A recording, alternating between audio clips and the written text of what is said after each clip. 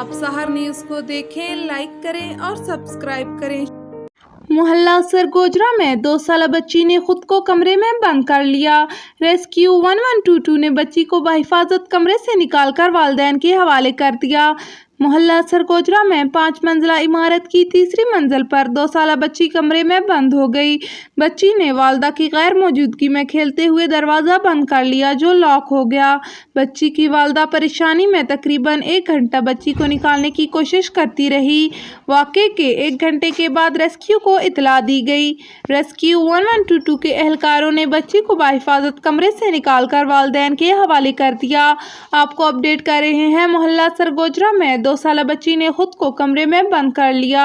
Rescue 1122 ने बच्ची को बहिफाजत कमरे से निकालकर वालिदैन के हवाले कर दिया। पाकिस्तान अवामी तहरीक तहसील चकवाल ने आज ईद राशन पैकेज का दूसरा मरहला कामयाबी से शुरू किया।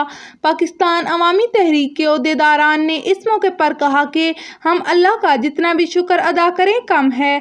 अल्लाह ने हमें आज अपने मिशन में सुरखरू किया।